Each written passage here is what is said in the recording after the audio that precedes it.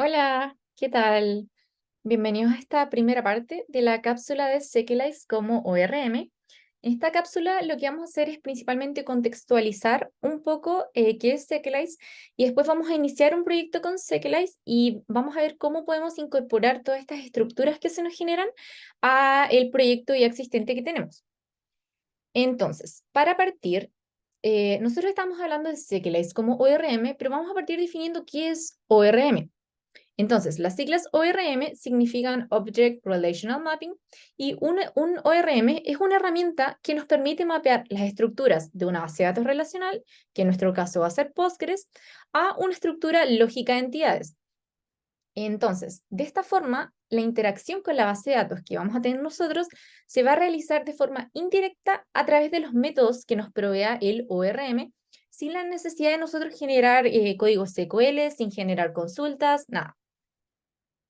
Entonces, ya sabiendo que es un ORM, vamos a ver qué es Sequelize. Sequelize es una herramienta ORM de Node.js que está basada en promesas para Postgres, SQLite, MySQL, etc.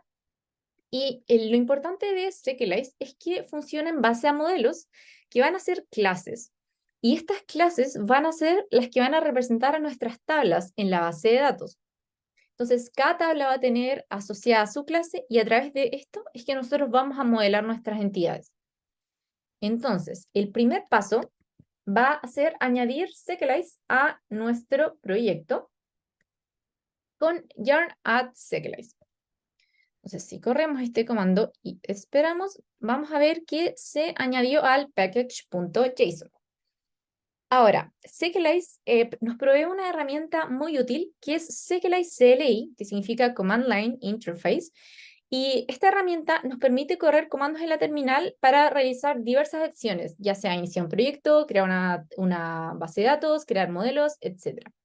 Entonces, nosotros vamos a añadir Sequelize CLI igual al proyecto para después poder usarlo. Y es a través de la interacción en consola que nosotros vamos a ir modelando todas nuestras entidades.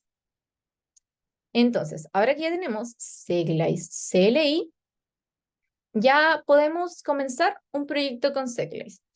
Para hacer esto, nosotros vamos a correr el comando yarn Sequelize init. Si corremos este comando, vemos que se nos generan diversas carpetas. Entonces, la primera carpeta que se nos genera es la carpeta de configuración con el archivo config.json. Este archivo lo que tiene es la configuración de la base de datos. Si nos damos cuenta, aquí tenemos definido el ambiente de desarrollo, el ambiente de test y el ambiente de producción. Aquí nosotros tenemos que editar todas estas variables porque estos valores están por defecto. Sin embargo, por el momento lo vamos a dejar así porque necesitamos otra herramienta primero antes de poder modelar este archivo. Entonces, la siguiente carpeta que se nos crea es la carpeta de modelos que tiene el index.js, un archivo index.js. Este archivo contiene la configuración para cargar los modelos que nosotros vayamos creando. Este archivo tiene hartas cosas, pero lo importante es que aquí nosotros exportamos su contenido para después poder usarlo, que lo vamos a hacer. También se nos crea la carpeta de migraciones y las carpetas de semillas, que es donde vamos a ir guardando nuestras migraciones y nuestras semillas cuando las vayamos creando. Eso se va a abordar un poco más adelante, eso sí. Ahora, algo importante, estas carpetas que nosotros acabamos de crear pertenecen al código fuente de nuestro proyecto, por lo que haría mucho sentido querer tenerlas dentro de la carpeta source code. Sin embargo, nosotros no podemos llegar y mover directamente estas carpetas a source code porque estos archivos, estas carpetas tienen asociado rutas de forma más interna por Sequelize. Entonces, si las movemos, nos va a generar un error de que ciertos archivos no se encontraron. Entonces, para poder moverlas, nosotros tenemos que crear un archivo que se llama, esto está bien, .sequelize rc. El contenido de este archivo que está sacado de la documentación y que yo voy a copiar y pegar en honor al tiempo es este. Entonces, ¿qué nos dice esto? Aquí nosotros lo que le estamos diciendo es que la configuración la podemos encontrar en el path source code config.json. Lo mismo para los modelos, los podemos encontrar dentro de la carpeta source code en models, y lo mismo para las semillas y para las migraciones. Todo dentro de source code. Entonces, ahora que nosotros tenemos este archivo, podemos mover directamente dentro de source code nuestras carpetas. Entonces, muevo la de configuración, muevo las de migraciones, muevo los modelos y muevo las semillas. Ok, entonces ahora que ya tenemos todo esto dentro de source code, el archivo CKLice.rc lo que va a hacer es decirle va a ayudar a nuestra aplicación a redirigir todas estas rutas, entonces ya no tenemos problema con este movimiento de carpetas. Ok, entonces ya iniciamos nuestro proyecto de CKLice. Sin embargo, en este momento las estructuras que nosotros creamos y nuestro proyecto están como entidades un poco apartes. Entonces lo que tenemos que hacer es incorporar CKLice a nuestro proyecto. Para esto voy a hacer un disclaimer primero, que yo cambié el nombre del archivo que a lo mejor a ustedes les apareció en algún momento como index.js en el proyecto de ejemplo. Lo cambié de index.js a app.js, esto porque voy a necesitar el nombre index.js para hacer otra cosa que se los voy a explicar más adelante, cuando lo creemos. Pero por si acaso, si es que alcanzaron a ver el proyecto en un estado anterior, el archivo ahora es app.js. Ok, entonces, para poder incorporar CKLice al proyecto, lo primero que voy a hacer es importar el ORM en la aplicación, y esto lo voy a hacer de esta forma. Voy a definir ORM como lo que yo importo de modelos, que es el index.js, que tenía toda la configuración que yo les dije que se exportaba. También lo que voy a hacer es exponer el ORM a mi aplicación. Esto lo voy a hacer de esta forma. Voy a poner que app.context.orm va a ser el ORM que yo acabo de crear. Esto lo estoy haciendo para después yo poder acceder al ORM en cualquier directorio que yo esté, porque va a estar ya incorporado en la aplicación. Entonces voy a poder acceder al ORM. Luego, teniendo eso ya listo, nosotros tenemos que configurar el acceso a la base de datos. Y para esto, lo primero que vamos a hacer es instalar el adaptador de Postgres para poder interactuar con la base de datos. Esto se hace con el comando yarn add pg, y si lo corremos, debería salir en nuestro package.json. Ahí está, pg. Y para esto basta simplemente instalarlo. Eso fue todo lo que teníamos que hacer con pg. Ahora, nosotros vamos a instalar .env también. .env nos va a ser muy útil, porque nosotros lo que vamos a hacer es crear un archivo .env. Vamos a venir y crear un archivo .env.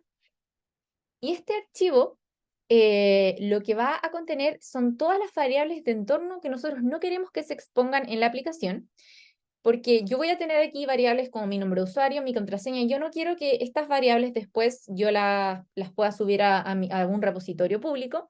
Entonces las voy a definir acá como variables de entorno, y después voy a añadir este archivo al archivo gitignore para no subirla. Entonces, ¿qué va a hacer el contenido de este archivo .env? El contenido va a ser el siguiente. Yo voy a definir una variable que se llama dbUsername, que en mi caso va a ser Camila. Voy a definir una variable dbPassword, que es la contraseña que yo uso para ingresar a la base de datos. Voy a definir el nombre de la base de datos, que en este caso es guessWho, porque yo la tengo como guessWho en mi computador. Y voy a definir el host, que va a ser localhost, porque vamos a estar corriendo las cosas de forma local. Entonces, una vez que tenga definido el .env, voy a venir acá y lo voy a agregar al gitignore.env para no subir todo esto a GitHub. Entonces, ya, una vez que tengamos definido el archivo .env, lo que vamos a hacer es modificar la configuración del archivo que está en config.json. Lo primero que vamos a hacer es cambiar la extensión del archivo. lo vamos a cambiar de .json a .js. ¿Por qué hacemos esto? Esto es porque nosotros necesitamos una configuración un poco más dinámica, porque antes un .json simplemente nos permite tener valores fijos, pero yo quiero que sea más dinámico. Entonces, lo que voy a hacer es importar la configuración del archivo .env, importo la configuración y ahora yo puedo usar las variables que tengo en el archivo .env para definir todos los parámetros de mi base de datos. Entonces, lo primero que voy a hacer es exportar el contenido de este diccionario que yo estoy creando acá. Y ahora voy a empezar a definirlos ya usando las variables del archivo .env. Entonces, vamos a poner que en username vamos a poner process.env. Y ahora yo puedo usar las variables que tengo en mi archivo .env. En mi caso, yo tengo definido mi nombre de usuario como db username.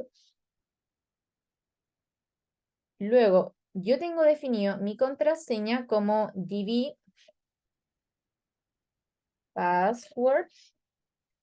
Tengo definido el nombre de mi base de datos como db name. Tengo definido el host como db host. Y en nuestro caso, el dialecto no va a ser MySQL, sino que va a ser Postgres. Postgres. Ojo, ya. En mi caso, yo tengo definidas varias bases de datos, una para desarrollo, uno para test y uno para producción.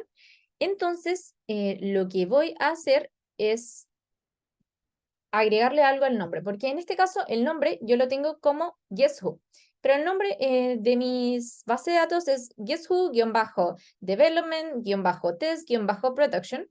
Entonces, lo que voy a hacer es hacer interpolación.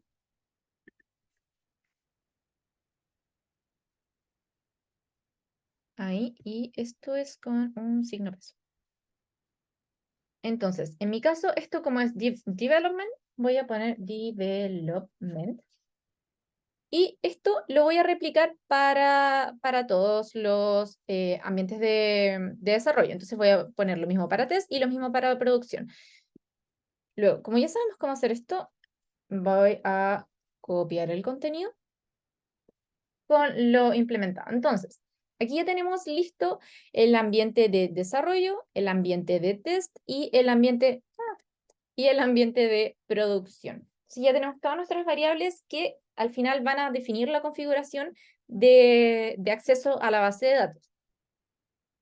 Entonces, nosotros recuerden que cambiamos el nombre de este archivo de config.json a config.js, pero el nombre config.json ya se usaba en otras partes, entonces tenemos que actualizar el nombre en los otros archivos en que ya se usa.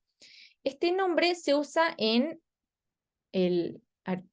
la carpeta models, index.js, se usa acá. Si se dan cuenta es config.json, entonces tenemos que dejarlo como config.js. También lo utilizamos en el archivo de Serialize, que lo tenemos como config.json y lo cambiamos a config.js para que no nos surjan conflictos. Ya. Ahora que ya incorporamos todas las estructuras de Serialize a nuestro proyecto, lo que nosotros necesitamos es un archivo que corra la aplicación web y que además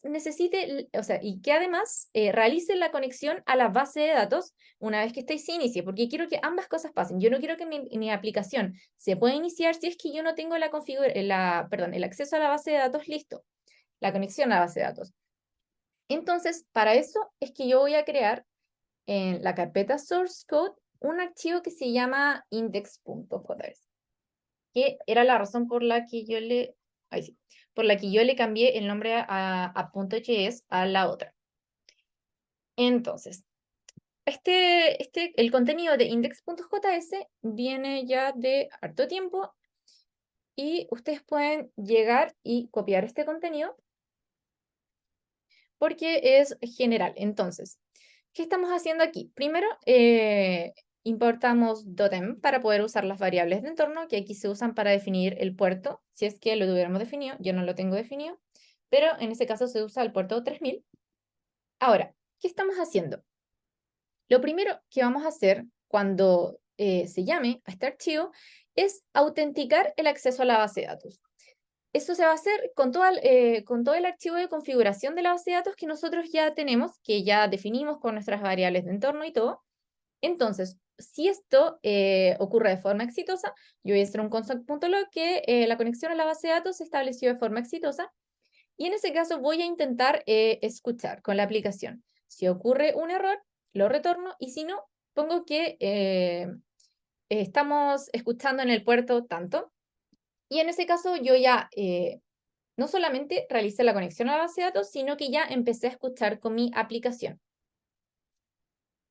Ahora, nosotros en nuestro archivo de app.js, nosotros ya escuchamos anteriormente.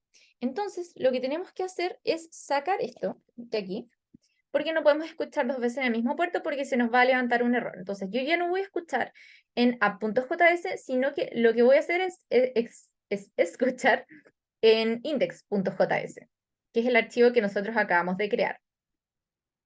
Además, en el archivo app.js, aquí hay algo que nos falta, que es que tenemos que exportar la aplicación para nosotros poder usarla, porque en el archivo index.js que nosotros creamos, no es ese, nosotros estamos usando la aplicación, entonces tenemos que exportarla para poder usarla. Eso lo vamos a hacer con module.exports. Ay, ¿por qué no me deja? Exports igual a app. Ok.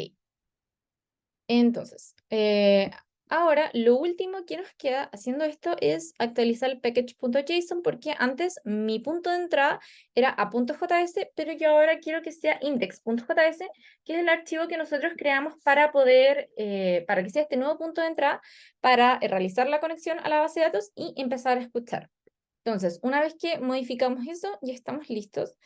Y si vamos y corremos yarn start, veamos qué nos sale. Nos sale que la conexión a la base de datos se estableció de forma exitosa y que estamos escuchando en el puerto 3000.